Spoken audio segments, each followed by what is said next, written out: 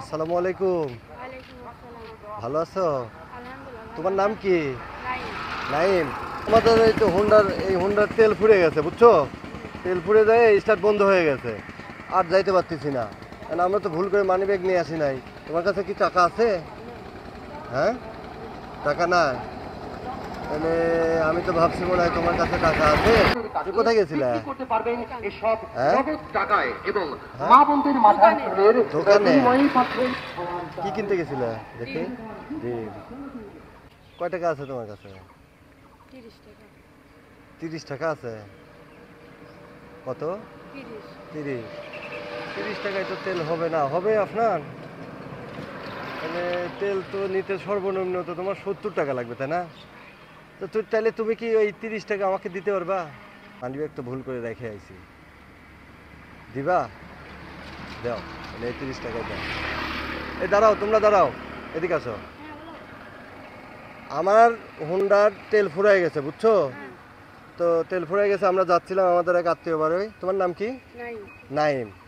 নাইম হচ্ছে এখানে আসতেছিল, পরে নাইমকে দাঁড় করাইলাম যে নাইম আমার কাছে তো টাকা নেই, আমাদের মানিব্যাগটা ভুল করে ফেলে রেখে আসি। তো তুমি কি আমাকে কিছু টাকা দিতে পারবে? তো নাইম বলতেছে নাইমের কাছে 30 টাকা আছে। তাহলে আমি যদি এই 30 টাকা নিয়ে ফোনে রিচার্জ করে কল দিয়ে বাড়ি থেকে টাকা নিয়ে আসি, তাহলে কেমন হয়? নাইমের টাকা নাই, নাইমকে আমি পরে ফোন দিয়ে দিলাম। নাইমকে দিবে নাকি জিগাও তো? তোমরা কি নাইমকে চিনো?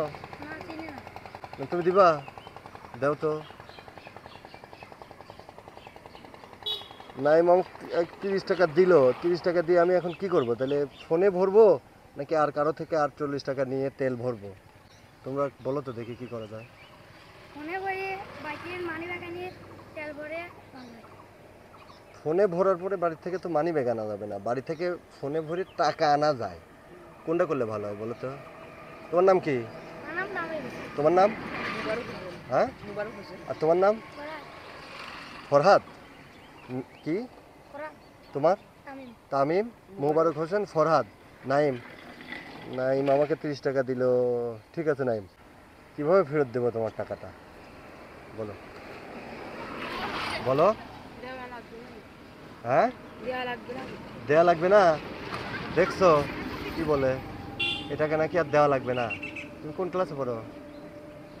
করিনি। কি করো? না স্যার বুঝি।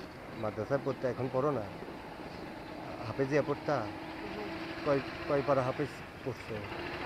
5 পারা। তোমরা কি করো? আমাকে দিলাম। তোমরা বলো যে এই টাকাটা নাইম আমাকে বলতেছে যে 30 টাকা আর দেওয়া লাগবে না, তাহলে কি আর দেবো না? সেটা আপনার ব্যক্তিগত ব্যাপারে। দিলে কিভাবে দেবো একটু বলো তো, বুদ্ধি দাও। আপনি যদি বিকাশ নাম্বার রাখতে পারেন দিয়ে দিন, সমস্যা নেই। 30 বিকাশ টাকা তো নাম্বার? বিকাশে দেওয়া যায় না। বিকাশ নাম্বার? তোমার বিকাশ নাম্বার আছে? আচ্ছা, আমি না হয় নাইম যেহেতু এই টাকাটা বলতেছে নাইম যে নিবে না, তাহলে থাক। নাইম নয় জায়গা, এই টাকাটা আমি পরে এই জায়গায় তোমার নানির বাড়ি আছে, নাই পরে একসময় দিয়ে দেবো। যাও। তোমার নানার নাম কি? কবুল। আচ্ছা যাও, ঠিক আছে নাইম। আল্লাহ হাফেজ। হ্যাঁ, কোনো দাবি রেখো না কিন্তু।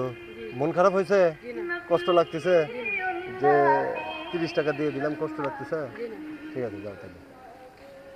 আল্লাহ হাফেজ। হ্যাঁ, ঠিক আছে। ঠিক আছে।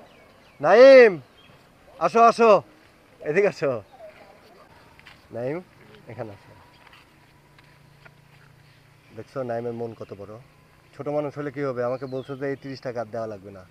নাইম তো চলে গেছিল, ডাক দিলাম না? হ্যাঁ। নাইম, তুমি অনেক ভালো মনের মানুষ। আর তোমার এই এই এরকম মানবিক মন দেখে আমার ভালো লাগছে। মানুষকে সহযোগিতা করার মন থাকতে হবে, তাই না? ও ছোট মানুষ, ওর কিন্তু মন আছে।